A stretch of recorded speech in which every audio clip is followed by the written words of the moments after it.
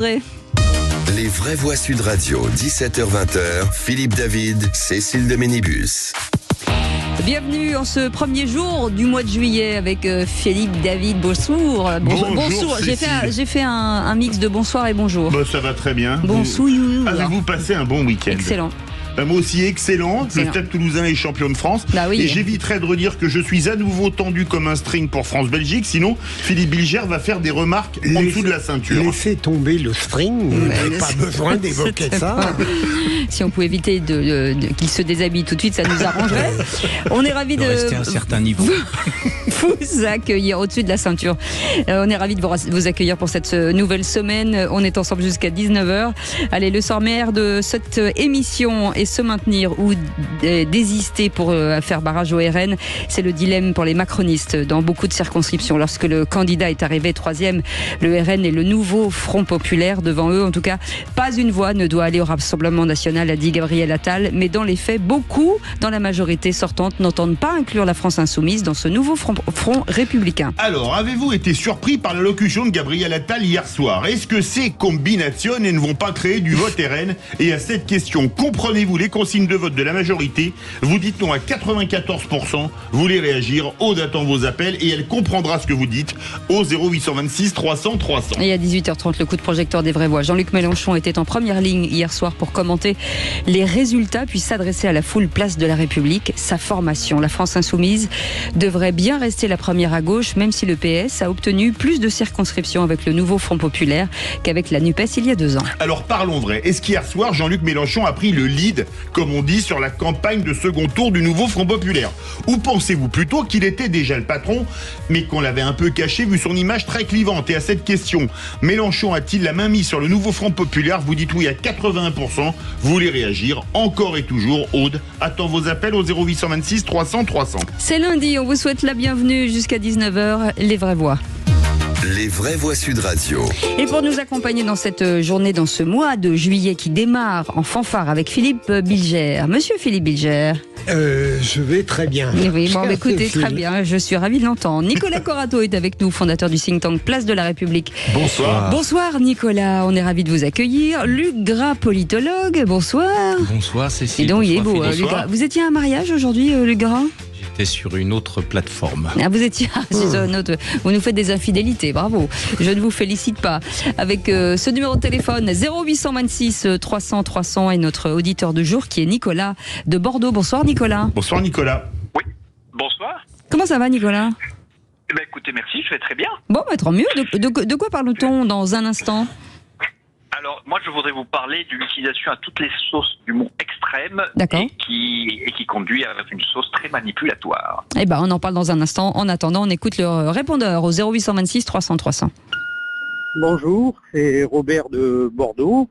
Eh bien, je voulais dire que pendant 30 ans, les services télé, les principaux partis politiques nous promettaient à chaque élection qu'il y aurait la proportionnelle, et jamais ça ne s'est fait. Et bien voilà, maintenant la proportionnelle y est. Ils n'ont jamais voulu la faire. Ce qui aurait été le plus juste, et bien maintenant la proportionnelle y est, puisque tous les partis vont être représentés. Donc c'est parfait. Voilà. Allez, bonne journée. C'est vrai qu'on va avoir une assemblée de proportionnelle comme la dernière fois, mais encore plus. Ah oui, sûrement. Donc il a raison de dire qu'on l'a souvent promise, la proportionnelle, et je continue à penser, contre ceux qui affirment le contraire, au nom de l'efficacité, de la stabilité du pouvoir, que la proportionnelle, d'une certaine manière, aurait permis bizarrement de réunir le peuple, parce qu'il se serait vu représenté dans toutes ses facettes, même les plus complexes. Nicolas Corato. Oui, c'est intéressant ce que dit votre auditeur. On peut considérer avec Robert que le peuple, finalement, ne se laisse pas compter des fausses promesses et présente toujours l'addition. Luc Gras. Il faut se rappeler que la proportionnelle, c'était un moyen de représenter l'ensemble des familles politiques, dont Feu Front National devenu Rassemblement National, et c'est une des raisons pour lesquelles on n'a pas voulu de la proportionnelle, préférant le suffrage majoritaire pour barrer la route au Front National. C'est la même chose que le cordon sanitaire. Le cordon sanitaire. On a voulu mettre une sorte de cordon sanitaire, et puis en réalité, eh bien, à force d'empêcher, c'est le boomerang qui vous revient dans la figure. Allez, on retour de Standard avec Nicolas de Bordeaux sur cette notion d'extrême qu'on use et dont on use et abuse visiblement. Oui, je vous remercie de me laisser la parole. Moi, je trouve qu'on utilise ce mot extrême pour des gens qui ne le sont pas, et on ne qualifie pas d'extrême ceux qui le sont. D'accord. On parle maintenant d'un front républicain. S'il y avait des gens anti-républicains, ils n'auraient pas le droit de se présenter, donc c'est nul et non avenu. Et puis nos médias, bien pensants, ni extrême droite ni extrême gauche, ne sont prêts à gouverner, et voilà, on exclut une partie du corps électoral, ce qui n'est pas correct. Mmh.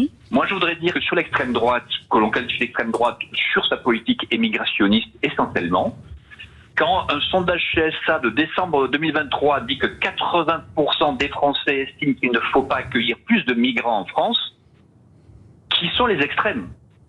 Ceux qui sont conformes à ce que pensent les Français ou ceux qui appliquent une politique inverse. Quand Macron endette la France comme jamais personne l'a endetté auparavant, qui est extrême ? Quand il utilise de manière massive le 49.3 pour adopter le budget de 2023, qui est extrême ? Quand il inscrit dans la Constitution l'avortement alors qu'il n'avait rien à y faire là, mais qui est extrême ? Alors qu'il n'y avait pas de danger sur l'avortement, mais c'est une horreur, quoi. Et maintenant, en plus, il veut rajouter la laïcité comme valeur de la République, alors que c'est une valeur franc-maçonne qui n'a rien à voir avec tout ça. L'extrémisme, elle n'est pas là où on veut nous le mettre. Et je pense qu'il serait plus judicieux de dire que c'est des gens qui ont des projets différents, et les Français peuvent arbitrer, mais pas le temps de qualifier d'extrême pour faire peur aux gens. Ça mériterait un débat. Malheureusement, on n'a pas le temps de réagir sur ce que vous dites, mais peut-être qu'on pourra l'intégrer dans nos débats du jour. Vous restez notre vraie voix, bien entendu. On est ravis de vous accueillir. Dans un instant, les 3 infos des législatives et la parole du procureur. Les lecteurs se moquent de la morale. Eh ben, on en parle dans un instant. Les lecteurs se moquent de la morale. On vous souhaite la bienvenue. On fait une petite pause, on revient dans un instant. Les vraies voix Sud Radio, 17h-19h, Philippe David, Cécile de Ménibus. Et on est ravis d'accueillir Philippe Bilger autour de cette table, Nicolas Corato et Luc Gras pour revenir sur ce week-end de législatives. Dans un instant, les 3 infos des législatives avec Félix Mathieu. En 3 mots, ça dit quoi ? Oh, ça va être très original. Vous allez voir, on va parler de désistement, de triangulaire, de second tour, on a des bien choses compris, comme ça. On a bien compris. Tout de suite, le réquisitoire du procureur. Les vraies voix Sud Radio, le réquisitoire du procureur. Philippe Bilger. Un réquisitoire qui claque, les lecteurs se moquent de la morale. Alors, je n'ai pas l'impression de proférer une chose bouleversante d'originalité. Ça n'est pas, on le dit depuis toujours, et il y a même des situations que nos amis connaissent où la transgression délictuelle ou même criminelle de quelqu'un ne l'a jamais empêché d'obtenir l'aval du peuple ou d'un certain nombre d'électeurs. Et lorsque je parle de la morale, pardonnez-moi, c'est un tout petit peu la définition que j'en donne à partir de mes appétences personnelles. J'ai été frappé de voir à quel point quelqu'un que j'appréciais pour sa personnalité a été battu, Fabien Roussel. Aymeric Caron est passé largement, je crois, dans le 18e arrondissement. Oui. Et Louis Boyard va probablement être élu la semaine prochaine. 3 personnalités dont je ne raffole pas et qui ne sont pas naturellement morales sur le plan politique, mais peu importe. Ça ne compte pas. Nicolas Corato. Alors je vais essayer de non pas m'inclure, mais m'extraire du cercle nietzschéen dans lequel le procureur Bilger veut nous enfermer. Il y a dans tout acte politique, je le pense, une connotation morale. Et finalement, on ne peut pas exclure la morale du champ politique, ni du champ civique, ni du champ citoyen. Ça me semble très important. D'ailleurs, c'est très intéressant, vous allez me dire que je fais toujours des remontées à des temps immémoriaux, mais il faut relire Les tranches des fêtes de Marc Bloch, aujourd'hui, pour comprendre comment des catastrophes collectives surviennent et comment justement la notion morale ou éthique collective est en jeu. La notion de peur, qui à mon avis, et de rejet et de peur du déclassement, qui à mon avis est une des raisons du succès électoral du Rassemblement national, convoque des principes de moralité, convoque des principes moraux. Est-ce que nous avons le droit d'agir en citoyen quand nous avons peur? Est-ce que nous avons le droit de nous laisser guider par nos peurs pour agir collectivement, pour construire la République? C'est un vrai sujet, pour le coup, moral, monsieur le procureur. Luc Gras. Intéressant. Sur la forme, cher Philippe, ce n'était pas un réquisitoire, mais un aveu. Sur le fond, la politique, me semble-t-il, n'est pas morale, mais il faut mettre de la morale dans la politique. Oh, comme c'est beau. Oh, mais dites donc. On a deux Des philosophes chroniqueurs aujourd'hui. de haut niveau. J'ai envie de dire amen. Ah ouais. On a pris une leçon là. Allez, tout de suite, les 3 infos des législatives, c'est avec Félix Mathieu. Les vraies voix Sud Radio. 3 mots, Félix, qui sont désistement triangulaire et second tour. Des retraits de candidatures en vue du second tour pour éviter que le RN n'obtienne une majorité absolue dimanche prochain sur des triangulaires. Des désistements de gauche quand elle arrive 3e du côté de la Macronie. Ça dépend des cas. Hors de question de se retirer en faveur de la France insoumise, disent certains, après ce score historique du Rassemblement national hier. 33% des suffrages, 10 600 000 voix et 39 députés élus dès le premier tour. Les vraies voix Sud Radio. Il fut un temps où certains appelaient ça faire barrage ou front républicain. Le nouveau front populaire assume des désistements comme celui du candidat de la France insoumise en faveur d'Elisabeth Borne dans la 6e circonscription du Calvados où Nicolas Calbry du RN est arrivé premier hier. Côté macroniste, certains comme notamment Bruno Le Maire ou Yael Braun-Pivet n'entendent pas inclure la France insoumise dans ce champ républicain qui rendrait possible ce type de retrait. Des considérations en tout cas qui agacent le président du RN et candidat à Matignon évidemment, Jordan Bardella. C'est pas un front anti-RN. Enfin, moi, j'ai vu une alliance qui n'a ni queue ni tête entre M. Mélenchon et M. Macron, qui est une alliance du déshonneur à la fois pour l'un et à la fois pour l'autre. La gauche va devoir et l'extrême gauche vont devoir expliquer à leurs électeurs comment est-ce que face à Elisabeth Borne, la France insoumise va retirer son candidat et appeler à voter pour une première ministre qui a mis en œuvre la réforme des retraites et qui a multiplié la brutalité sociale et les 49.3 dans la période où elle a été première ministre de la République française. Donc je n'entends pas passer ma semaine à faire de la popole, il faut parler du quotidien des Français. En tout cas, moi, c'est mon obsession. Jordan Bardella au micro d'Anaïde Merayan et David Cantigno de l'agence France Presse. D'ailleurs, à 18h10 dans Les Vraies Voix sur Sud Radio, nous serons avec le candidat LFI justement qui s'est retiré en faveur d'Elisabeth Borne dans le Calvados. Et l'ancienne majorité macroniste semble se diviser sur des questions de désistement. Bah oui, exemple avec l'ancien ministre des Transports, Clément Beaune. Alors pour lui, la question ne se pose plus puisqu'il a été battu dès le premier tour hier à Paris. Mais ce matin, au micro de Jean-Jacques Bourdin, il a tenu à opérer des distinctions au sein de la France insoumise. Sur ces sujets-là, il y a probablement de l'intime conviction. J'ai entendu le Premier ministre ne pas mettre de conditions de bémol. Il y a un souci, un sujet qui est partagé, qui est d'empêcher le Rassemblement national d'avoir une majorité. Et effectivement, parce qu'il faut quand même le dire, ensuite demain, s'il peut y avoir une majorité qui n'est pas une majorité Rassemblement national, de ne pas la faire avec la France insoumise, ça me paraît évident. Et puis je vais être même plus précis.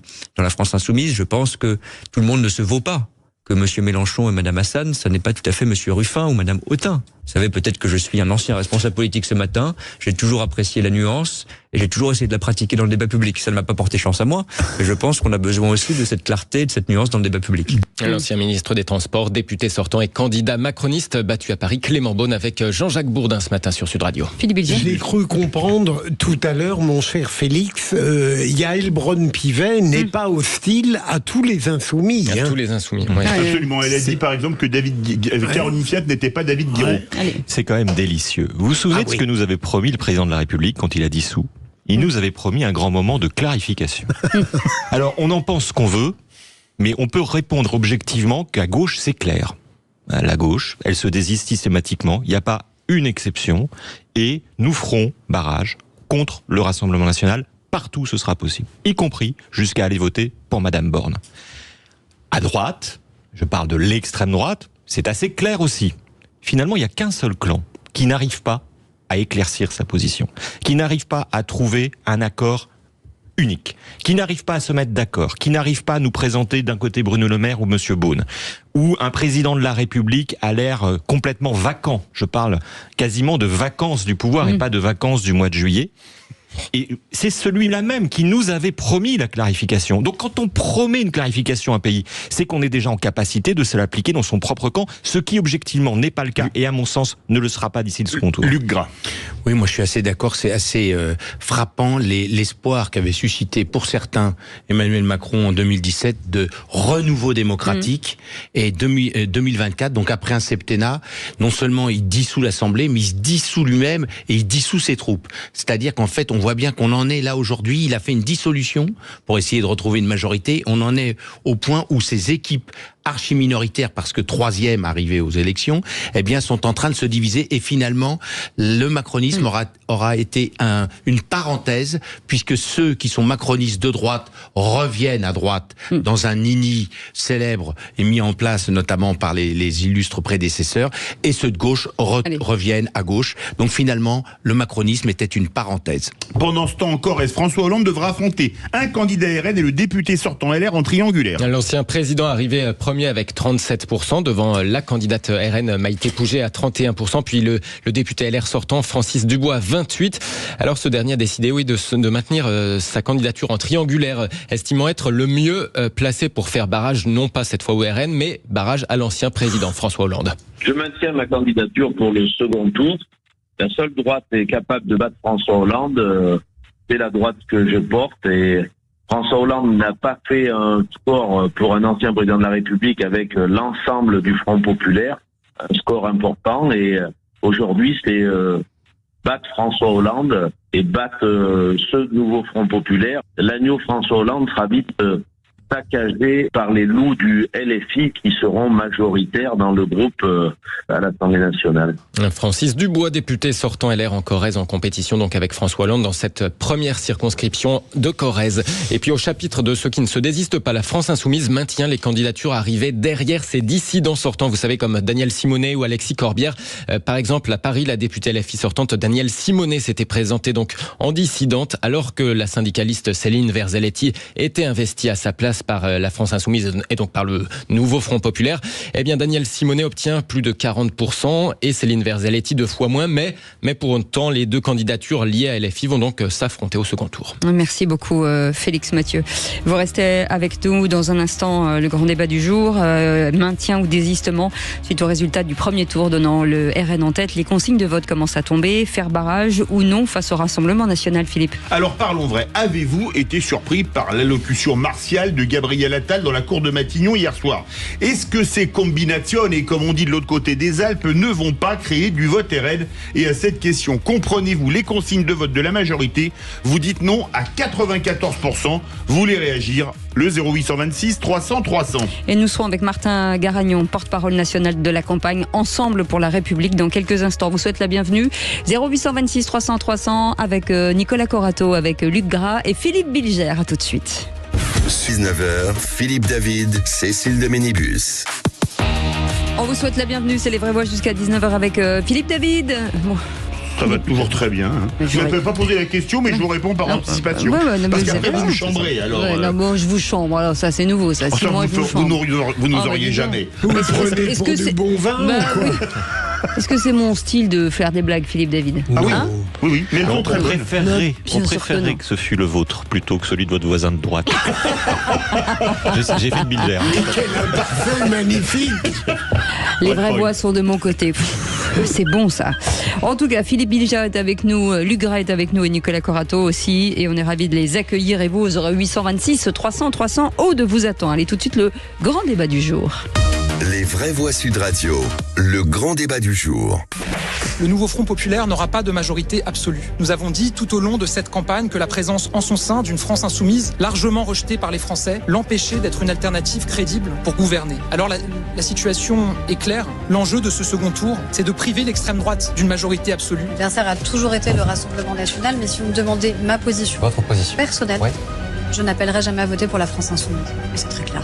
Je considère par conséquent qu'aucune voix ne doit se porter sur les candidats du Rassemblement national, ni sur ceux de la France insoumise, avec lesquels nous divergeons non pas seulement sur des programmes, mais sur des valeurs fondamentales. Cela passera par le désistement de nos candidats, dont le maintien en 3e position aurait fait élire un député Rassemblement national face à un autre candidat qui défend comme nous les valeurs de la République. Et donc, se maintenir ou se désister face au RN, Gabriel Attal a martelé pas une voix pour le Rassemblement national. Il a appelé les candidats de la majorité arrivés en 3e position à se désister en faveur d'un candidat qui défend, comme ensemble, les valeurs de la République. Dans les faits, beaucoup de la majorité sortante n'entendent pas inclure la France insoumise dans ce nouveau front républicain. Alors parlons vrai, y a-t-il 50 nuances de consignes de second tour pour la majorité? Est-ce que vous, électeurs, vous suivez les consignes de vote qui vous sont données? Comprenez-vous les consignes de vote de la majorité? Vous dites non à 94%, vous voulez réagir, Aude attend vos appels au 0826 300 300. Notre invité Martin Garagnon est avec nous, porte-parole national de la campagne Ensemble pour la République. Bonjour, merci d'avoir accepté notre invitation. Vous êtes avec nous? Oui, bonjour, merci, avec plaisir.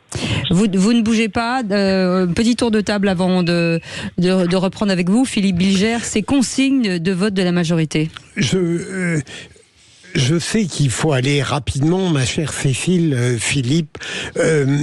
En soi, je ne suis pas emballé par les... comment dirais-je ? Par la volonté de troubler le jeu naturel d'élections législatives. Je préférerais, dans un monde idéal, qu'on laisse faire et que, en réalité, les gens qui peuvent se maintenir se maintiennent et que la transparence fût totale.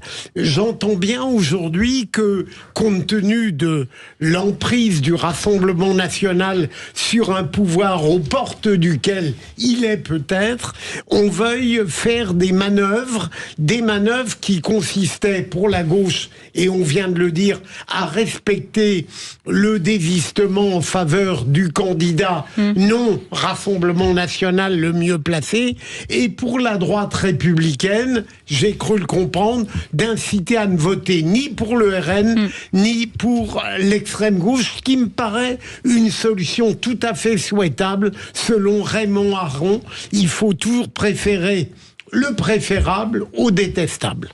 Nicolas Corrado. Si l'on considère, comme je le fais et comme d'autres Français le font avec moi, que le Rassemblement national est un parti d'extrême droite qui met en péril la République, alors il faut que la consigne soit claire. Si on considère que le Rassemblement national n'est pas un parti d'extrême droite qui n'est pas dangereux pour la République, alors on peut laisser les partis s'arranger avec la chose électorale. Mais si on est sur la première hypothèse, il faut être clair. L'acte de naissance du macronisme en France, c'est le barrage face à Marine Le Pen en 2017 et en 2022. Ce barrage-là, nous l'avons fait à gauche. Il est aujourd'hui temps que les macronistes rendent l'appareil à la République. C'est ce que nous disons à gauche et c'est ce que nous attendons. Parce que sinon, le macronisme n'aura été non plus simplement qu'une illusion, mais un mensonge proféré à la face des millions de Français qui, en 2017 et en 2022, au second tour, ont voté pour Emmanuel Macron. Luc Gras. Alors, tendanciellement, il faut voir que les études montrent que les reports de voix se font de plus en plus mal. Donc la tendance, c'est vraiment que les électeurs sont libres de leur vote et les consignes de vote ne fonctionnent plus. Premier point.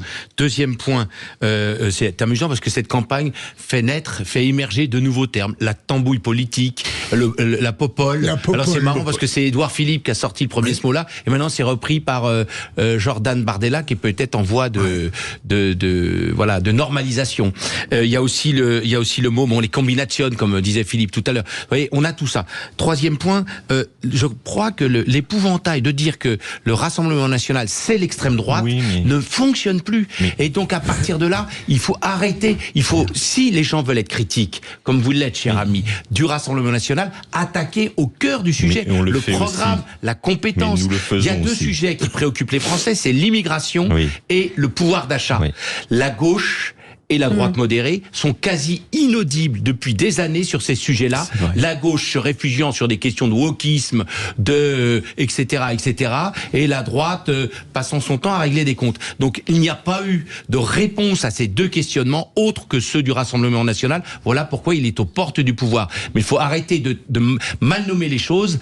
C'est ajouter du malheur au monde. Martin Garagnon, vous êtes porte-parole national de la campagne Ensemble pour la République. Alors l'ensemble, c'est l'ensemble de la majorité, Renaissance, Modem, Horizon.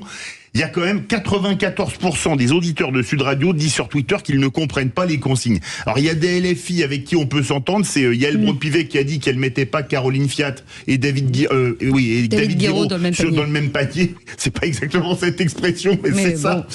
Ça veut dire ça. Est-ce que c'est vraiment du cas par cas dans 577 circonscriptions ou presque? Nous, on a fait une campagne pendant 3 semaines, une campagne courte mais intense, dénonçant le danger que fait peser sur notre pays et sur nos concitoyens 2 programmes. Le programme de la gauche avec cette coalition baroque, qui est une coalition purement électorale, parce qu'en réalité, ils ne s'entendent sur rien et ils ont passé leur temps à nous le démontrer, notamment pendant la campagne des européennes. Et le programme du Rassemblement national, qui représente aussi un danger pour notre pays, à la fois sur sa politique économique, même s'ils sont revenus sur beaucoup de leurs points saillants du programme. À se demander d'ailleurs quel programme économique ils appliqueraient si demain ils étaient aux responsabilités. Donc, on a vu les résultats d'hier. On a vu que mathématiquement, le Front populaire, la NUPES bis, n'est plus en mesure de s'imposer à l'issue de ces élections. Donc c'est un danger que nous on avait identifié qui est écarté. Reste le deuxième danger qu'on avait identifié qui est le RN, qui lui est bien davantage en situation pour s'imposer. Donc la consigne est très claire. Un danger est éliminé, il en reste un. Pas une voix pour le RN. En revanche, ça ne veut pas dire un blanc-seing à des députés LFI qui ont démontré pendant 2 ans qu'ils flirtaient parfois plus que dangereusement avec la ligne rouge de la République et des institutions sur l'antiparlementarisme, sur l'antisémitisme, sur les appels à violence contre les forces de l'ordre. Ce sont pour nous des lignes rouges qui ont été très claires. Donc évidemment, il y a une consigne qui a été donnée, avec laquelle tout le monde est d'accord, mais il y aura des cas d'exception qui sont étudiés en ce moment même.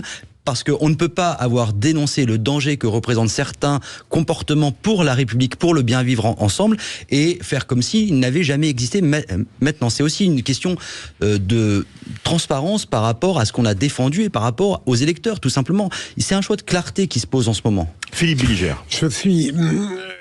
Je vais faire une intervention très courte qui est destinée aussi bien à mon ami de gauche qu'à mon chroniqueur du centre. Il y a 2 choses qui me perturbent dans l'argumentation qui vient d'être développée.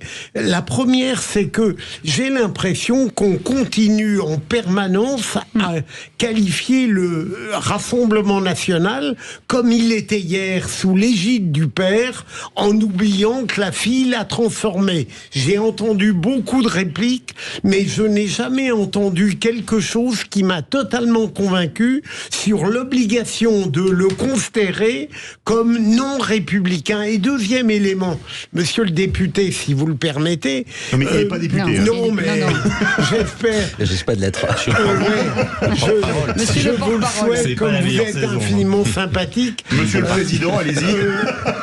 Je suis frappé de voir à quel point cette volonté de faire pièce au Rassemblement national oublie tout de même une chose capitale de mon point de vue, c'est que c'est Emmanuel Macron qui l'a fait monter par sa faiblesse et par sa politique.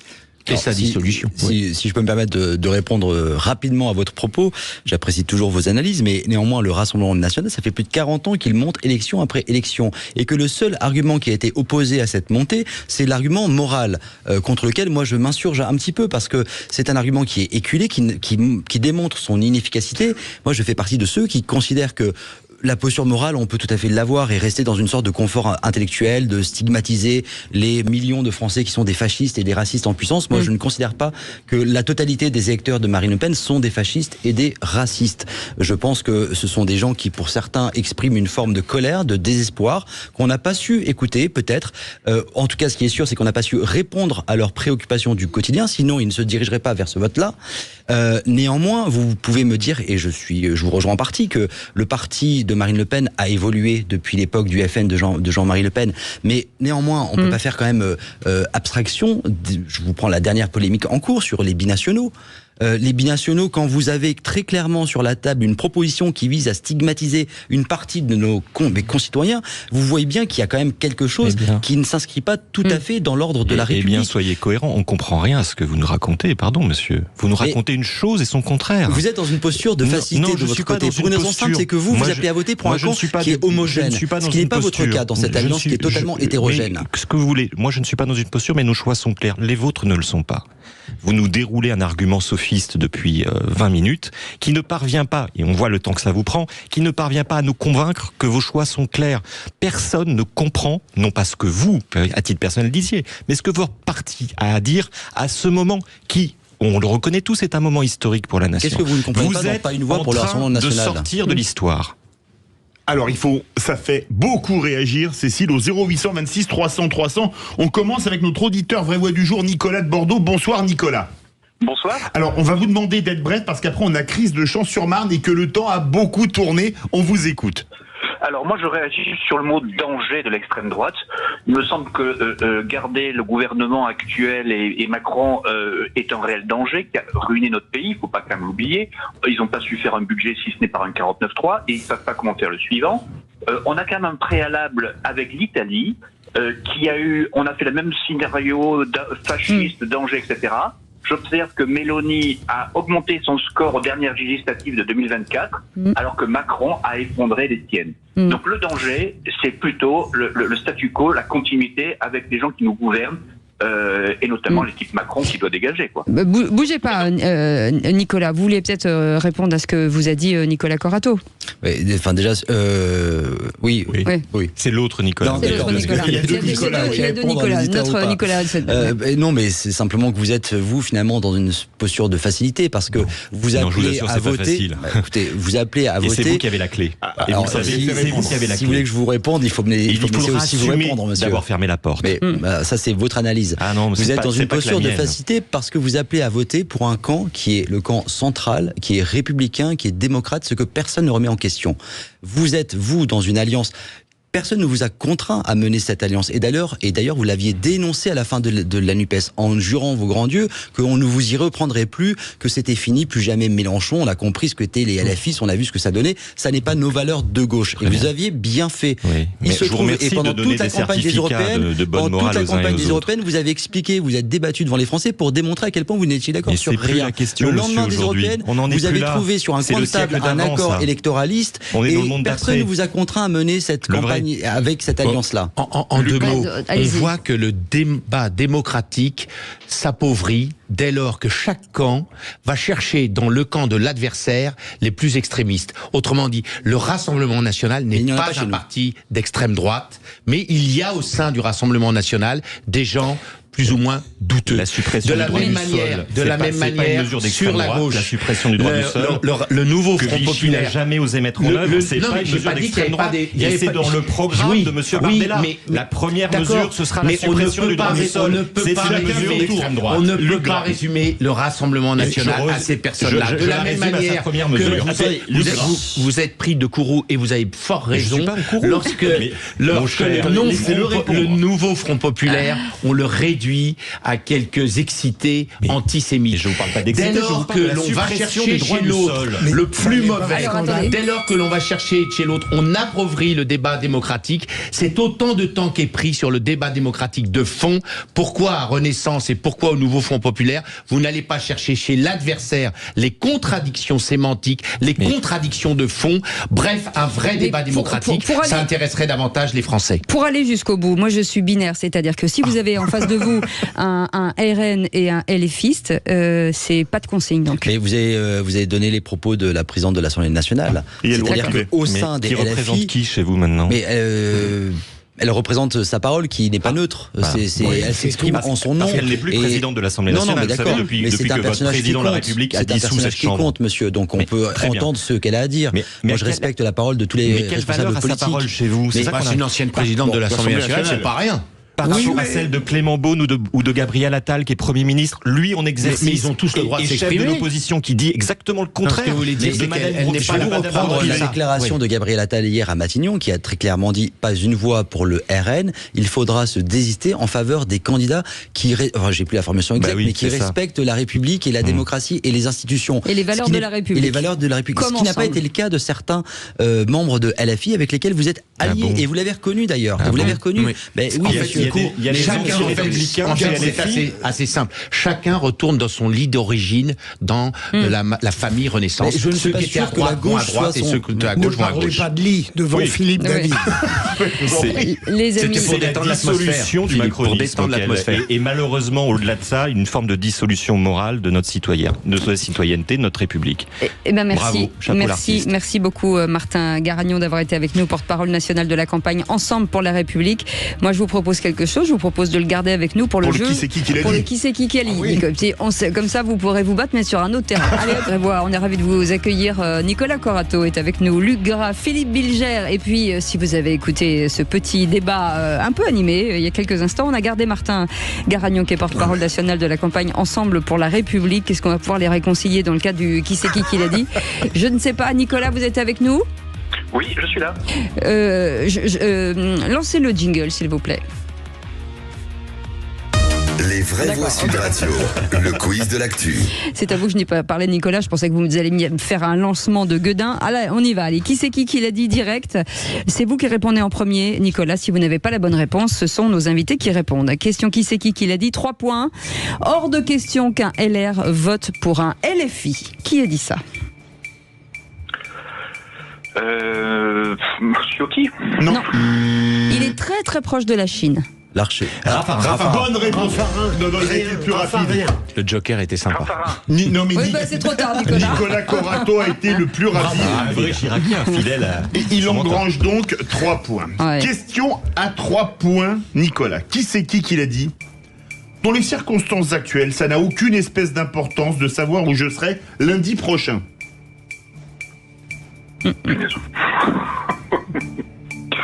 C'est pas une phrase très profonde, mais je sais pas. Gabriel Alors, Attal. non, c'est un ministre. Darmanin. Bonne réponse de Philippe Bilger qui a été le plus rapide. Bruno, le maire. Bah non, il a dit Darmanin.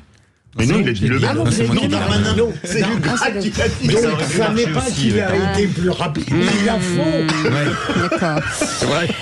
Question qui c'est qui l'a dit? 3 points sur les consignes de vote de Bruno Le Maire.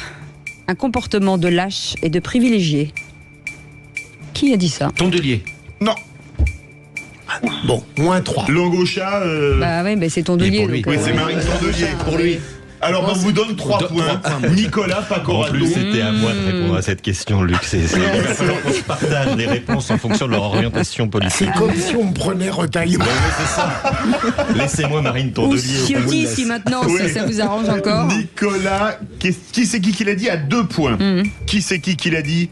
Je n'accepte pas qu'il y ait des compromissions avec LFI. Il y a 10 ans, je n'aurais pas hésité. Aujourd'hui, Jean-Luc Mélenchon a changé.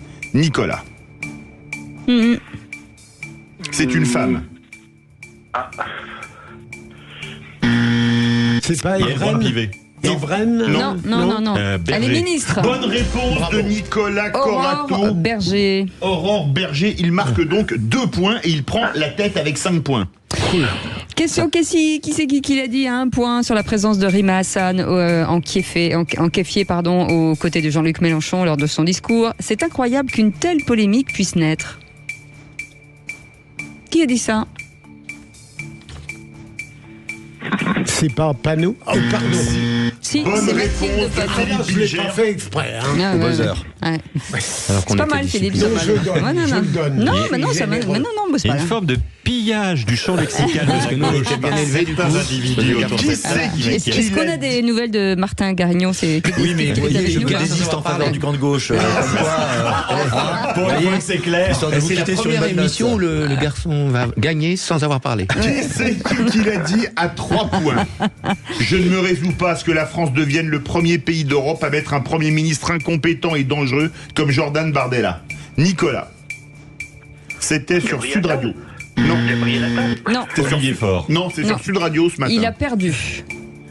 Clément Beaune. Bonne réponse de Nicolas Corato. Ouh là là, qui prend vraiment Il fait le trou. Hein. Et ça Il fait faut- il y a la il l'a fait, dissolution. là, pour Moi, le j'ai moment. l'impression que.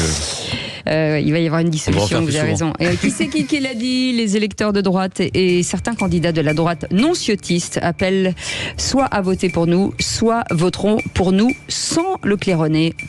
Qui c'est qui l'a dit à 2 points? Nicolas. Nicolas? Oui. Il est maire. Louis Alliot. Bonne réponse. Oh là là là là, Non, mais il est mais on intraitable, hein, c'est On s'incline incroyable. devant le talent. Ouais. Très proche du Rassemblement national. Garnier dans les Qui urnes. c'est qui l'a dit à 2 points et ce n'est pas du football ou du rugby? Emmanuel Macron est clairement hors jeu. Nicolas. En ce moment, ils sont beaucoup à le dire. hein. Oui. Ouais.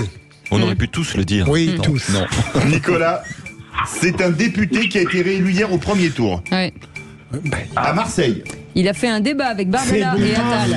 Bonne réponse de Philippe Bilger qui ne peut pas s'empêcher de... Au buzzer. Mais là, on a le droit. là. Allez, Ah ouais, il y a allez, que Philippe Bilger allez. qui a le droit de parler avant le buzzer. Ça fait 2 fois qu'on attend. Ben non, mais c'est pas C'est à grave. l'ancienneté. Je vous ai C'est à compté les J'ai points. l'ancienneté. l'impression qu'il avait parlé. Oui, oui, bah, regarde cette tête de Et filou alors, qu'il qu'est-ce a, qu'on mais c'est gagne? pas Un tract possible. du nouveau Front Populaire? Absolument. Vous avez gagné, en tout cas, la... On revient en deuxième semaine. Je suis content de pas avoir gagné. Ah oui. Merci beaucoup, Martin Garnion, d'avoir Merci à vous. été Merci. J'espère être avec meilleur la nous. prochaine fois au jeu, en tout Ouais, cas. porte-parole nationale de la campagne Ensemble pour la République. Vous restez avec nous dans un instant, la suite, avec le tour de table de l'actu de Nos Vraies Voix. J'ai été d'accord avec Aurore Berger. Ah bah très bien, avec vous, j'allais dire Tom Conan, il lui ressemble pas du tout. Pas Du gras. Du gras. On vit des moments extraordinaires. Souhaitons que ça ne soit pas le chaos, mais qu'il y ait de l'apaisement qui vienne bientôt dans ce pays. Nicolas Vous avez Corentin. fait votre tour de table. Le silence des agneaux. Ah. Ce silence de ceux qui étaient hier très bavards et qui aujourd'hui se taisent prudemment ou coupablement. Ouh, je sens que ça va barder dans quelques instants. Merci beaucoup d'avoir été avec nous. Allez, 0826 300 300. On vous souhaite la bienvenue. C'est les Vraies Voix avec Philippe David jusqu'à 19h. Radio 17h-19h, Philippe David, Cécile de Ménibus. Et pour nous accompagner aujourd'hui, Nicolas Corato est avec nous, Philippe Bilger, Luc Gras et vous au 0826 300 300. On est ravis de vous accueillir. Merci de votre fidélité. Vous êtes chaque jour de plus en plus nombreux à nous écouter avec Philippe David. On est ensemble ce soir jusqu'à 19h. Et puis Félix Mathieu dans un instant. Rebonsoir Félix. Bonsoir. Et vous nous emmenez où ce soir? Dans le Calvados, on va être en ligne avec le candidat de la France Insoumise qui s'est désisté contre le RN, mais techniquement en faveur d'Elisabeth Borne dans cette 6e circonscription du Calvados. Et tout de suite, Philippe David. Refus d'intempérer, qui n'en fait pas? Dites-moi, qui n'en fait pas dans la vie? Qui conduit pas sans permis? Dites-moi, expliquez. Dites-moi. Pas mal de gens ont conduit, tout le monde. On a tous essayé de conduire en défaut de permis. On a tous appris à conduire sans avoir le permis, je vous promets. Il y en a un qui me dit non, je le croirais pas. Cette voix que vous venez d'entendre, c'est celle de la mère de Naël, mort après avoir fait un refus d'obtempérer en conduisant sans permis il y a un an, lors de la manifestation de samedi à Nanterre en souvenir de son fils.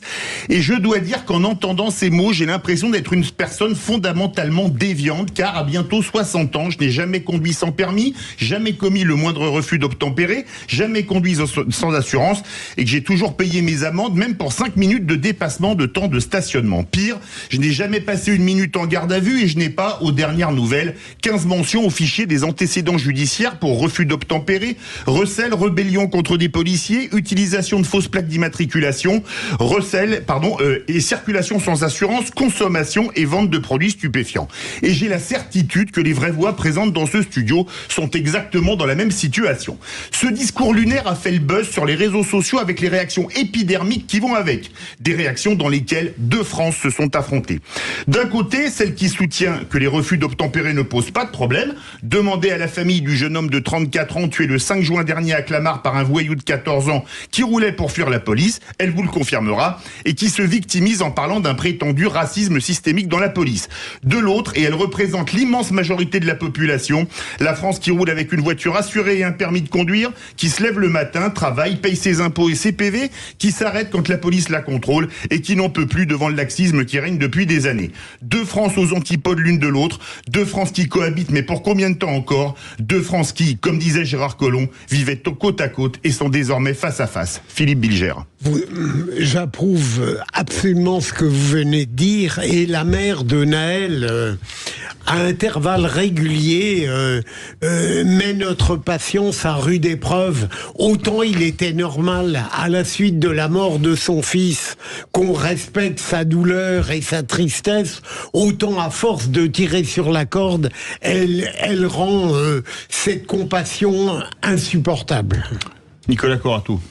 Oui, la question, c'est à qui on donne la parole dans l'espace public. Je veux dire que les mères de famille puissent exprimer leur douleur lorsqu'elles perdent un enfant, quelles qu'en soient les circonstances, ça me semble normal. Est-ce qu'on doit en faire ensuite un sujet politique et une déclaration politique? La mère de Naël, elle doit gérer son deuil dans sa famille, avec ses proches. Je suis pas persuadé qu'elle soit nécessairement plus autorisée que quiconque à venir parler des refus d'obtempérer, qui sont un sujet majeur, qui sont un sujet très grave, un sujet dangereux, qui dit beaucoup aussi de la rupture du lien entre la loi et les citoyens qui sont censés l'appliquer. Et puis moi, j'ajoute quand même qu'il y a aussi une enquête en cours, qu'il y aura un procès et que la justice sera faite sur les circonstances de la mort de ce jeune homme. Luc Gras. Oui, j'insisterai surtout sur le fait que pour vivre en société, pour faire société, on a besoin de règles. Qu'à partir du moment où on commence à développer des discours comme celui-ci qui n'a pas respecté la loi, ça ouvre la brèche à des choses très très graves dont les premières victimes sont souvent les plus pauvres. Merci beaucoup Philippe David, vous avez la parole tout de suite. On vous raconte votre quotidien. Eh ben, il y a un quotidien en ce moment, ce sont les législatives. Ah oui, forcément. Les directions, le Calvados, le nouveau Front Populaire et son candidat de la France Insoumise se retirent donc en faveur d'Elisabeth Borne au second tour de ces élections législatives. Déjà une centaine de désistements comme ça au niveau national de candidats de gauche ou macronistes pour éviter des triangulaires favorables au RN. C'est le décompte ça de l'agence France Presse à l'instant. Et notamment donc dans cette 6e circonscription du Calvados, celle de l'ancienne première ministre, où le candidat LFI Noé Gauchard retire sa candidature. Bonsoir Noé Gauchard. Bonsoir. Merci d'être avec nous dans Les Vraies Voix sur Sud Radio. Je ne sais pas si vous avez entendu tout à l'heure la déclaration du président du RN, Jordan Bardella, qui prend l'exemple de votre circonscription en dénonçant, je le cite, la gauche et l'extrême gauche qui soutiennent la première ministre de la réforme des retraites et des 49.3. Qu'est-ce que vous lui répondez à ça ? Je soutiens pas cette première ministre. Je suis dans une circonscription où le RN est arrivé largement en tête et où il y a le risque qu'il y ait un député du Rassemblement national qui soit élu dans ma circonscription à laquelle je suis attaché et je ne souhaite évidemment pas voir l'extrême droite l'emporter. En étant arrivé 3e à ce premier tour, maintenir ma candidature aurait participé à faire élire ce député et donc je ne le souhaite pas. Vous savez, s'il n'y avait pas eu de triangulaire, j'aurais même pas eu à me poser cette question, j'aurais juste été pas qualifié pour le second tour. Donc c'est un peu la même chose, c'est pas un soutien franc que je lui apporte, c'est juste prendre acte des résultats de ce premier tour. Et puis simplement, ce désistement, il n'est pas uniquement local, il est aussi national. Aujourd'hui, seules 2 forces politiques sont en capacité d'avoir la majorité à l'Assemblée nationale. Ce sera pas les macronistes. Elisabeth Borne ne siégera dans aucune majorité. Les seuls qui sont capables d'avoir la majorité aujourd'hui, c'est le Rassemblement national ou le nouveau Front populaire. Et donc en ayant un député de moins du Rassemblement national, c'est une possibilité supplémentaire pour avoir un député de plus du Front populaire. Et ces députés du Front populaire, ils mettront en place leur programme. Et leur programme, il comporte l'abrogation de la réforme des retraites, il comprend l'abrogation de la réforme de l'assurance chômage, il comprend l'abrogation de la loi immigration, ces lois qui ont été portées par Elisabeth Borne. Aujourd'hui, le RN ne propose pas ça dans son programme. Donc je voudrais savoir qui sont les opposants à la politique d'Emmanuel Macron. On peut d'accord. Oui, Rapidement, peut-être, oui. Rapidement, d'abord, vous exprimez toute ma solidarité et vraiment le fait que vous êtes comme beaucoup d'autres candidats du nouveau Front populaire, des exemples en ces moments un peu troublés. Et je sais aussi que c'est très difficile de quitter une campagne quand on a la possibilité de se maintenir. Donc je pense aussi à vous et à vos équipes. Et j'avais une question, comment le prennent les militants sur le terrain qui ont fait campagne avec vous ? C'est-à-dire, est-ce que il y a une forme d'unanimité par rapport à la menace qui vient, ou est-ce que vous entendez, notamment pour se désister face à Madame Borne, on peut imaginer qu'il peut y avoir des débats. Est-ce que ces débats existent ? Est-ce qu'ils clivent plus ou moins le camp qui est le vôtre, les militants qui sont autour de vous ? Noé Gauchard, très court parce qu'on a très peu de temps. C'est pas une décision facile, évidemment, c'est toujours très compliqué à prendre. Et d'ailleurs, je regrette que nous soyons les seuls à gauche à la prendre de façon automatique, ferme et assumée. Et donc à droite, c'est pas le cas pour l'instant. Et donc, qui sont les vrais républicains au final ? Je pense que c'est nous. Ça fait pas débat, non, parce que on sait qui sont les vrais dangers. On a des valeurs d'humanisme qu'on a portées dans cette campagne depuis toujours. On a toujours fait ainsi parce que on sait qui on est et on sait où on va. Et donc non, ça ne fait pas débat. Après, je peux pas vous dire qu'est-ce que vont voter très concrètement les électeurs et les électrices la semaine prochaine. Ça regarde chacun et chacune. La décision qu'on doit prendre en tant que force politique et en tant que responsable politique, c'est justement une décision de responsabilité, et cette décision, c'est de préserver les valeurs républicaines. Et donc, c'est de s'opposer à ces partis qui menacent la République. Et donc, c'est ça qu'on fait. Et je pense qu'en ce sens, nous, aujourd'hui, on est les plus républicains d'entre tous. Et je pense que beaucoup feraient mieux de s'en inspirer. Merci beaucoup, Noé Gauchard, d'avoir été avec nous. Donc, candidat du Front Populaire, qui se retire face au RN pour laisser la place à Elisabeth Borne. Merci beaucoup d'avoir été avec nous. Merci Félix Mathieu. Vous restez le tour de table de l'actu des vraies voix. Dans un instant, on n'a pas le temps. On revient dans un instant. On fait une petite pause avec Philippe David. On va vous faire des pauses. Les vraies voix Sud Radio, 17h-19h. Philippe David, Cécile de Ménibus. On vous souhaite la bienvenue 0826 300 300, ce numéro que vous pouvez composer à loisir, bien entendu, si vous voulez participer au débat. Aude vous attend, et tout de suite avec de nos vraies voix du jour, Philippe Bilger, Nicolas Corato et Luc Gras, le tour de table de l'actu de nos vraies voix. Mais maniez-vous le tronc, on va bientôt se mettre à table. Ça sent l'artiste à cette table, ça sent l'artiste. Je suis épuisé, moi. C'est horriblement fatigant d'être intelligent. Le tour de table de l'actualité. Et Philippe Bilger, c'est Aurore Berger qui attire votre tour de table de l'actualité. Oui, alors comme on a beaucoup parlé des législatives depuis le début de cette émission, rendu remarquable par mes amis là, qui apportent beaucoup. Non mais sérieusement, Aurore Berger, après le discours de Gabriel Attal hier, a apporté un bémol en disant, moi je trouve qu'on devrait se maintenir quand on le peut. Et j'ai trouvé que cette simple déclaration apportait une forme de netteté, d'intégrité, voire de transparence dans un jeu électoral qui apparemment va devenir très trouble. Qu'est-ce que vous en pensez? Je suis étonné de ce panégyrique d'Aurore Berger par Philippe Bilger. Je n'en abuse pas. Ça doit certainement cacher quelque chose. Je n'ai pas toutes les clés de lecture, mon cher Philippe, de ce que vous venez de déclarer. Aurore Berger fait quand même partie de ces personnages qui ont été confirmés par la Macronie et qui ont eu un parcours politique des plus, non pas troubles, mais sinueux. Oui. C'est quand même pas... Alors, je ne dis pas que c'est une femme malhonnête, je ne me le permettrai pas, et loin de là. Mais enfin... On peut changer d'avis. Elle peut changer... Elle a beaucoup changé d'avis. Oui. Et elle s'est beaucoup adaptée, on va dire ça comme ça, au changement des réalités. Après, moi, je lis un peu les choses différemment de vous, mon cher Philippe. Encore une fois, le Premier ministre est le chef de la majorité. Aurore Berger fait partie de sa majorité. Je trouve quand même assez délicat de venir contredire le Premier ministre à un moment aussi important pour cette majorité et pour le pays. En cela, je ne trouve pas sa déclaration très responsable, ou si responsable que ça. Luc Gras? J'ai pas compris tout ce que voulait dire Philippe Bilger, mais je vais quand même essayer de commenter. Sinon qu'elle a dit quelque chose que je trouvais juste. D'accord. En fait, Aurore Berger, c'est une ancienne donc UMP, proche d'Édouard Philippe. Quand il était à l'UMP. Et elle a aussi été proche de Sarkozy, de Juppé, de Fillon. Si on remonte plus loin.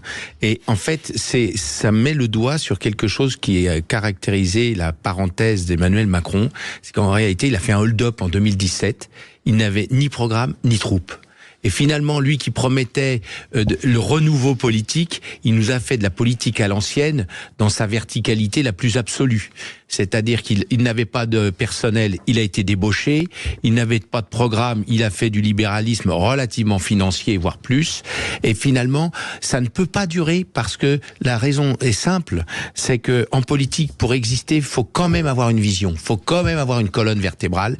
Et puis, sitôt que les vents sont contraires, eh bien, la vague revient et chacun revient chez lui. Et donc, Aurore Berger retourne à droite. Ok.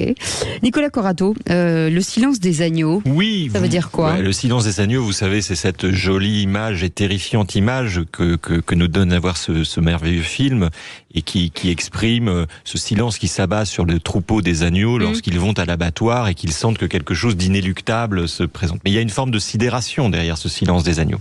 Et je voulais parler du silence d'agneaux, donc on a beaucoup plus entendu ces derniers temps sur plein de sujets. Moi, je suis frappé par le silence de certains corps constitués ou corps intermédiaires dans la période qui est la nôtre.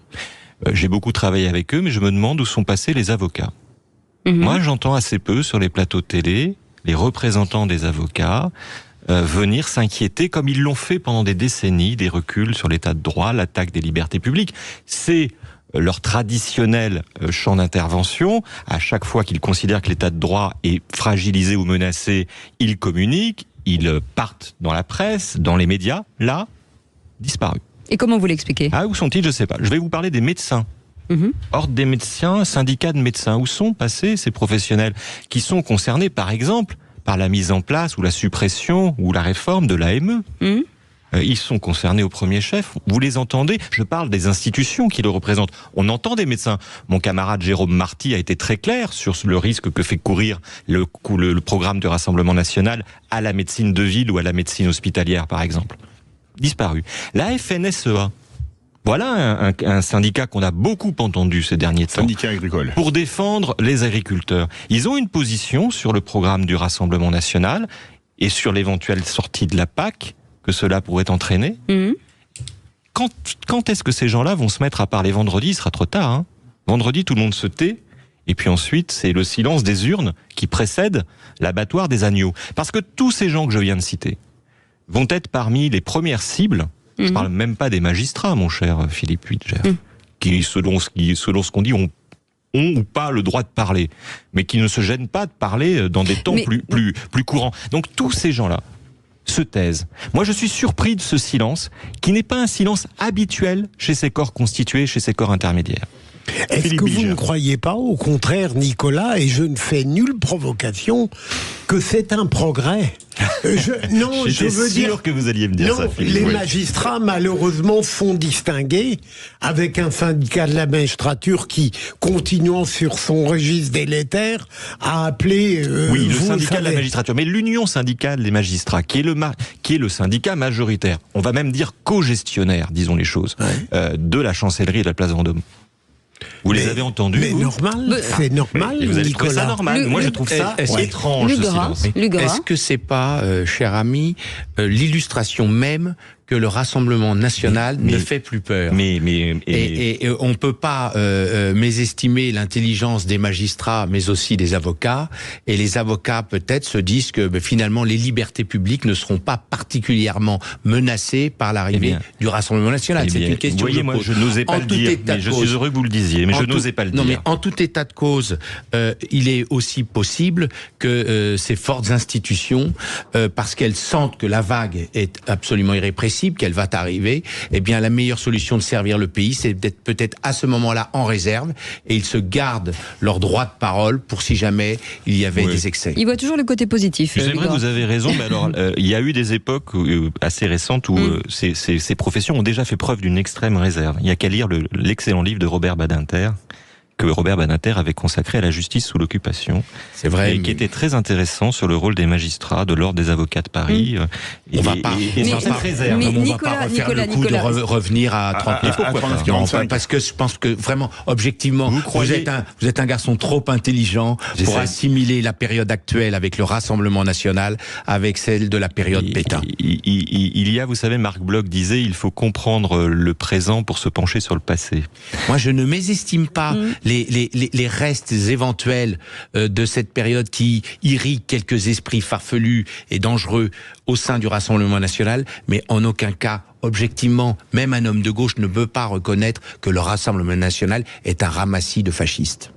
Comment vous l'expliquez, Nicolas? Ce c'est quoi silence, le début de piste? Il y a deux choses. Il y a une forme comme toute la société civile de sidération qui est liée à l'action du président de la République, qui a été une action maltraitante le 9 juin, de dissoudre et d'organiser des élections dans un si court délai.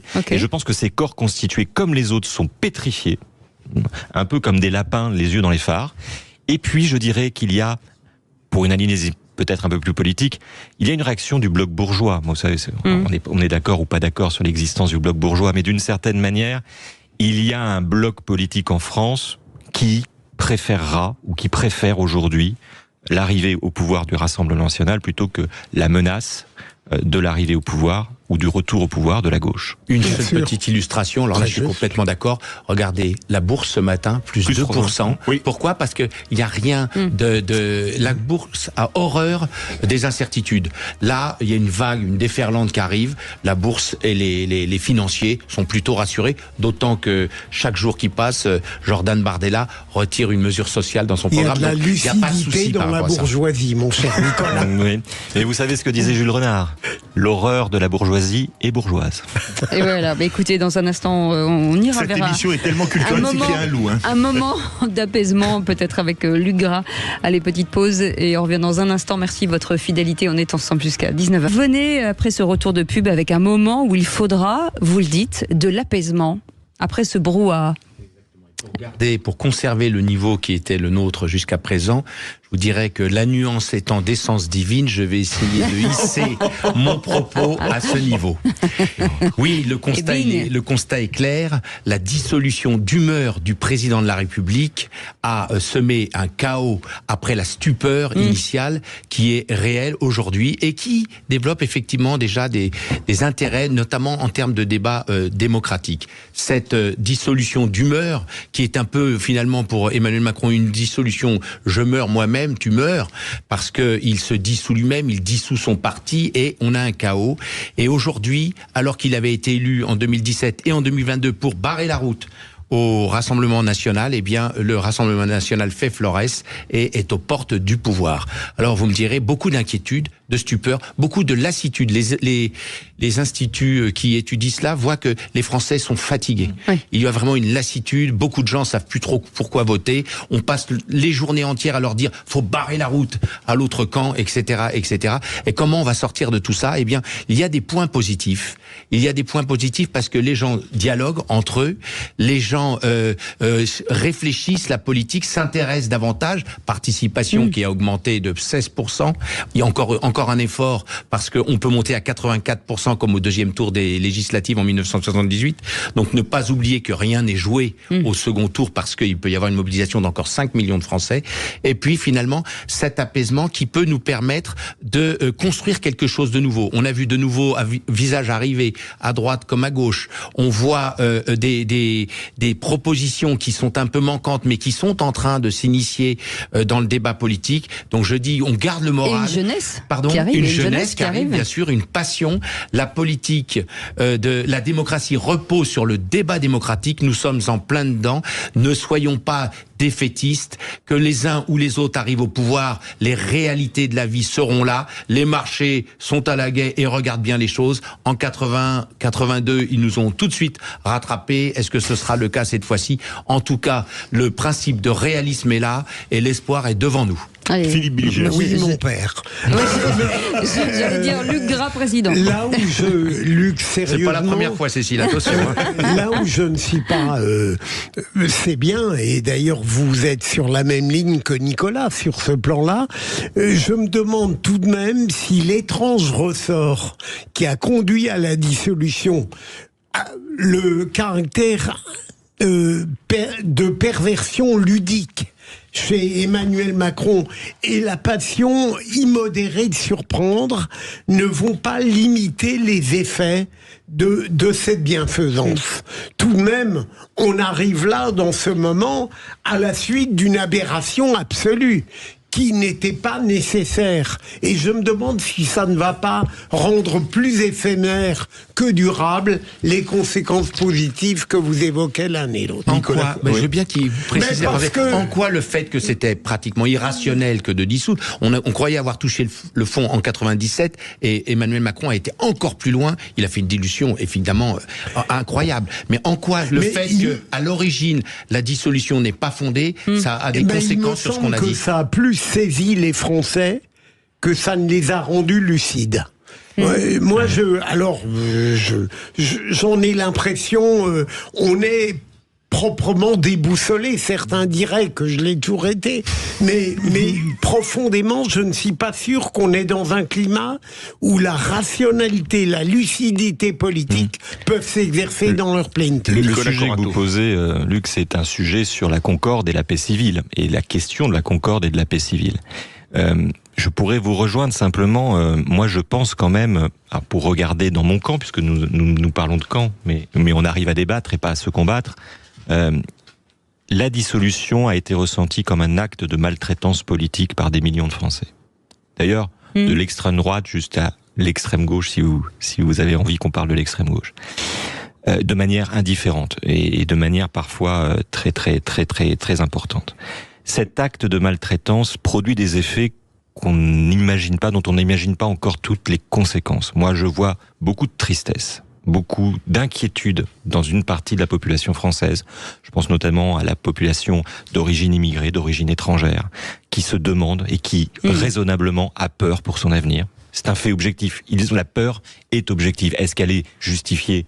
On peut en débattre et on le saura. Oui. Mais en tout cas, cette peur, elle existe bel et bien. Je vois beaucoup de... les larmes de Madame Tondelier ce matin sur France Inter n'étaient pas des larmes de crocodile. C'est certes, je pense aussi la fatigue, mais on voit bien aussi tout ce que ça porte psychologiquement. Pour nous, pour une partie de la France, ce qui se passe n'est pas si anodin. Pour nous, ce qui se passe n'est pas quelque chose qui s'est déjà déroulé. Pour nous, ce qui se passe est inéluctable. Pour nous, ce que la bourse aille bien ou pas bien, c'est pas ça qui va changer notre vie. Pour une partie des Français, il faut l'admettre. Peut-être que nous nous trompons.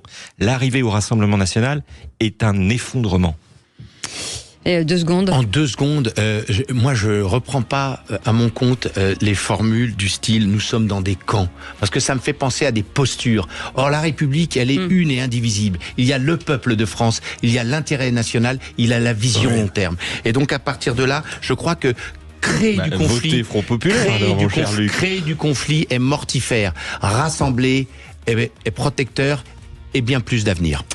Merci beaucoup Luc Gras. Dans un instant, on reviendra sur Jean-Luc Mélenchon et la France Insoumise qui reste la première force de gauche devant le PS et les autres formations du nouveau Front Populaire. Philippe.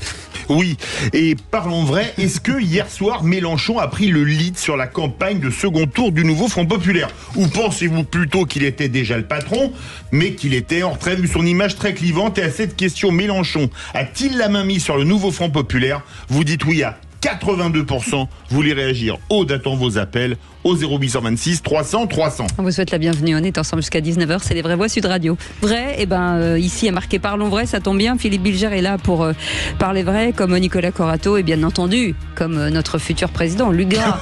Luc Gras président. Non, mais 2027 Vous avez pas dit que... Je ne suis pas candidat. Ah, quel dommage. Et Philippe... Quel mauvais scoop. Oui. Philippe David, avec vous êtes l'État candidat pour un régime. Hein. Non, ouais. Moi, la seule présidence que je tenterais, c'est la présidence de l'Institut de la Parole. Faire un putsch pour renverser Philippe Bilger, ça pour moi, c'est le summum de l'héroïsme. Mais vous seriez capable de confondre la qualité de la parole avec la quantité. Ouais. Allez, avant le coup de botte, le coup de projecteur des Vraies Voix. Les Vraies Voix Sud Radio, le coup de projecteur des Vraies Voix. Dans l'hypothèse où il serait arrivé en tête tandis que nous ne serions qu'en 3e position, nous retirerons notre candidature. En toutes circonstances, où que ce soit et dans quelque cas que ce soit, notre consigne est simple, directe et claire, pas une voix, pas un siège de plus pour le RN. Notre consigne est simple, notre consigne est claire, toute votre énergie pour que le nouveau Front Populaire permette de réaliser l'union populaire, celle de la France elle-même. Et Jean-Luc Mélenchon était en première ligne hier pour commenter les résultats. Sa formation, la France Insoumise, devrait bien rester la première à gauche, même si le PS a bien obtenu des circonscriptions avec le nouveau Front Populaire qu'avec la NUPES. Et c'était il y a, je vous rappelle, 2 ans. Alors parlons vrai. Le groupe de gauche le plus important dans la prochaine Assemblée sera très probablement le groupe LFI. Est-ce que le PS est tombé dans un marché de dupes? Est-ce que Mélenchon, en revenant sur le vent de la scène, ne risque pas de servir de repoussoir pour le vote de second tour? Et à cette question, Mélenchon a-t-il la main mise sur le nouveau Front Populaire? Vous dites oui à 82%, vous voulez réagir, le 0826 300 300. Philippe Bilger, sur cette question, est-ce que finalement, quand on a vu hier à la tribune Jean-Luc Mélenchon tout seul et les autres sur les plateaux télé, on se dit, mais est-ce que finalement le Front Populaire, c'est pas Jean-Luc Mélenchon ? J'aurais tendance à le croire d'abord parce que j'estime qu'il a du talent, il a une très forte personnalité, il a beaucoup de culture, il a un sens du pouvoir et une passion de la domination. Une fois qu'on a dit ça... En même temps, voilà un homme qui me semble avoir été lui-même surpris par le résultat assez exceptionnel de la gauche unie hier. Et il semble avoir adopté un ton et un désir d'unité qui vont créer, me semble-t-il, moins de désordre durant cette campagne du deuxième tour. Et puis, troisième élément, j'essaye d'avoir le sens du ridicule. Et quand j'entends Françoise Degois hier soir, Nicolas Pourquoi aujourd'hui... vous montrez du doigt quand vous parlez de Françoise Degois, Philippe? Pensez rigoureusement la même chose. Et alors que vous connaissez évidemment les arcanes socialistes et peut-être même que Luc sera d'accord avec vous, je n'ai pas envie péremptoirement de dire le contraire, alors que vous êtes totalement libre, puisque vous êtes à Sud Radio, de dire ce que vous pensez. Luc Gras.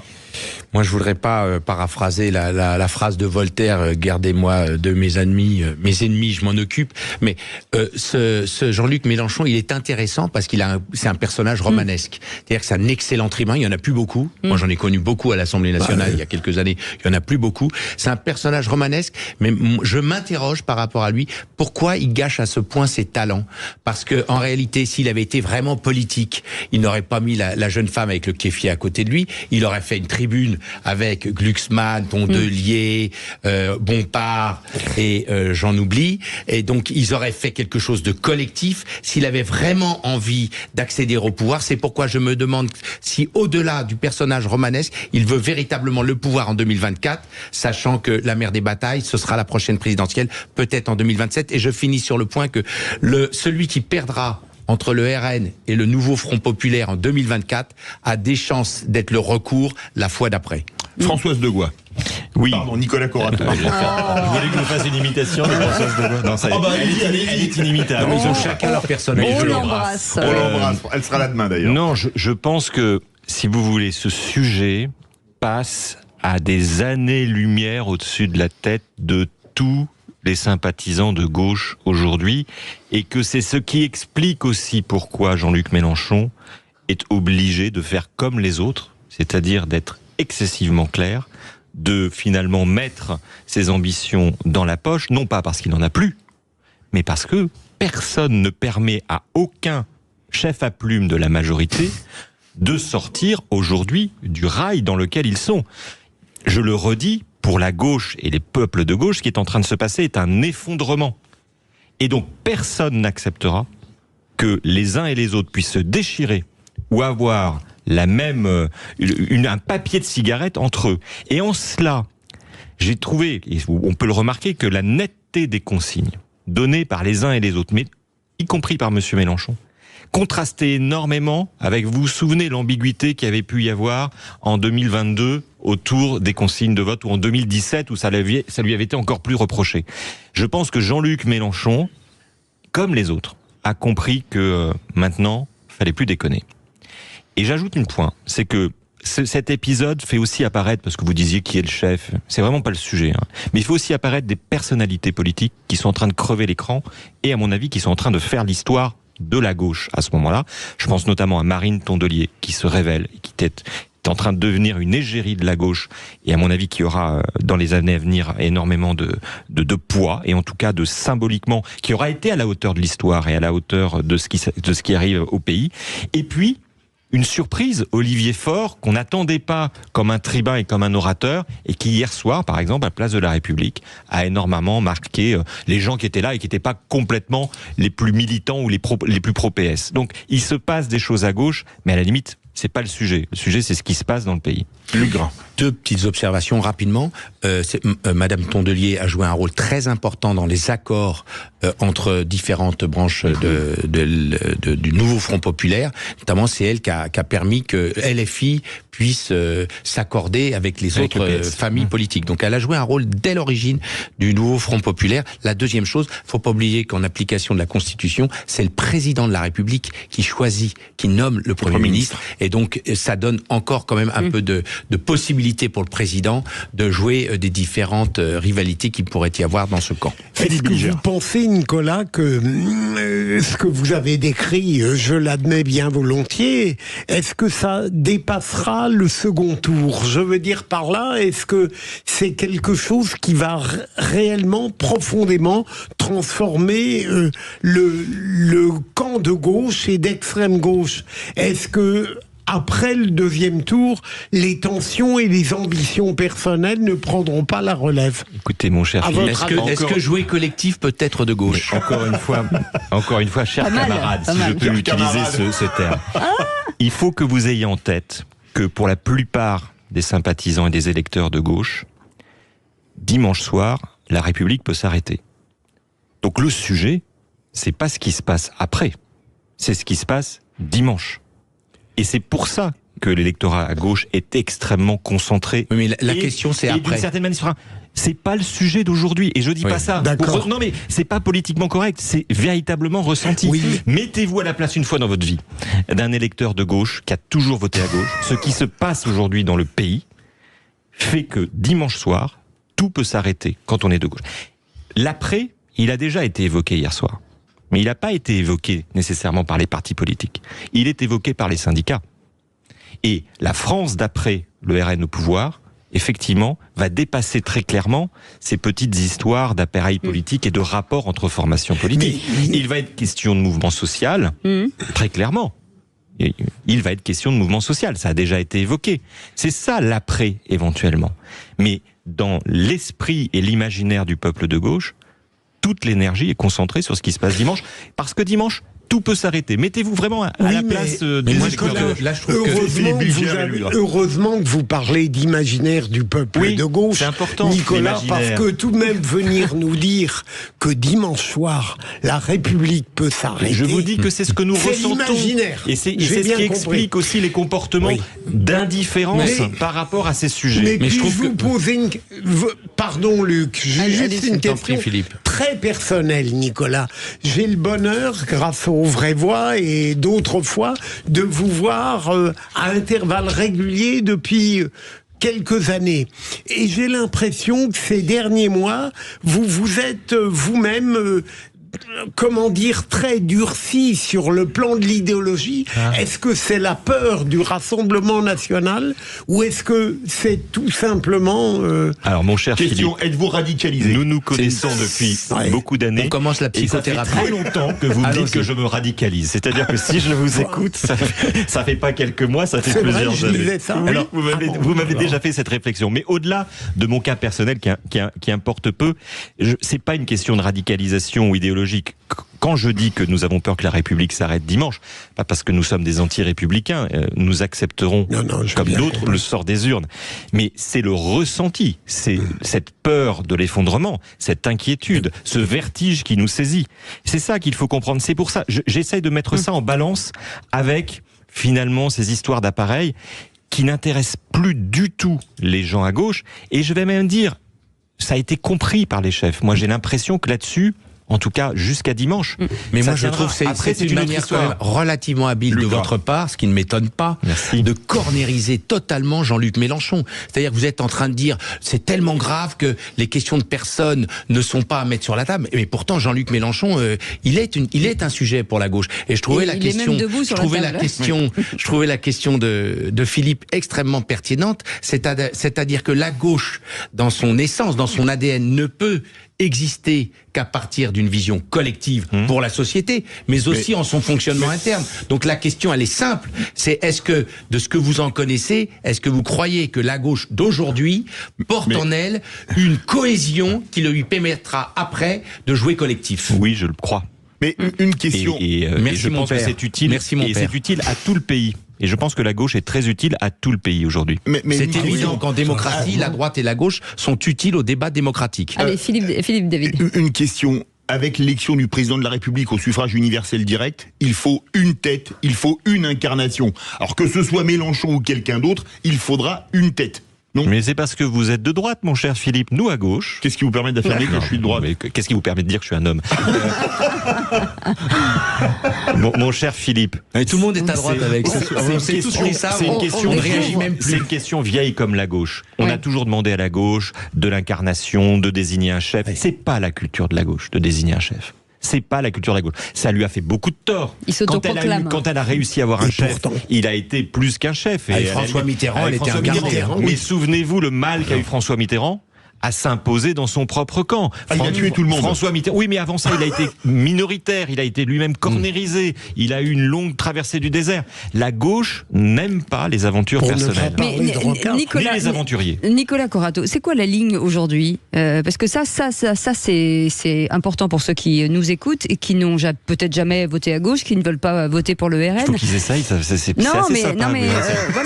Comme on dit aujourd'hui, c'est une expérience. C'est ça, on veut voir des expériences. Ça fait même du bien si on reste. Écoutez ce que dit beaucoup la France Insoumise. La ligne, c'est quoi? Parce que forcément, c'est un peu flou entre les écolos, le PC, le PS et finalement la France Insoumise.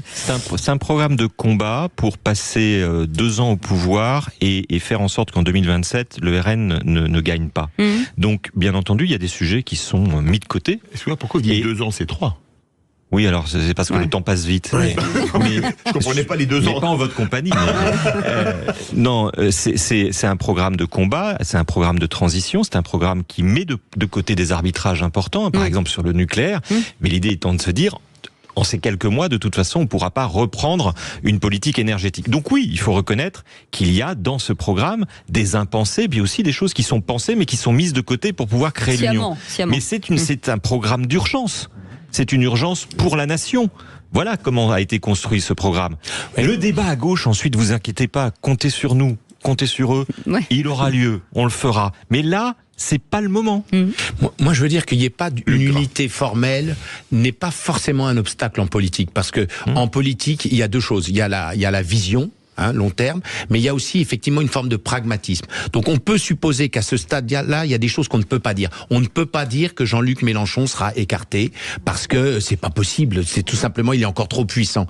Mais les faits et l'histoire peuvent peut-être avancer, et c'est en avançant que le paysage se découvre. Donc c'est pas ça pourrait paraître un peu amateur ce que vous dites, cher ami, de dire on n'a pas de leader, on n'a pas de programme, on met des impasses partout, etc., etc. Et pourtant en politique, certains ont réussi ainsi. En tout cas, ce que je crois, Nicolas, et là je vous rejoins, je ne sais pas si Jean-Luc Mélenchon est sur la touche, je ne le crois pas, mais en tout cas, il est moins prioritaire pour 2027, ça c'est très clair. Merci en tout cas, messieurs, d'avoir été avec nous. On est très contents de cette émission avec vous. Merci beaucoup Philippe Bilger, merci Nicolas Corato, merci beaucoup Luc Gras. Et dans un instant, une nouvelle émission Sud Radio en direct du Off d'Avignon avec Christophe Meillan. Et ce soir, il reçoit William Pilet et Antonia de Randinger.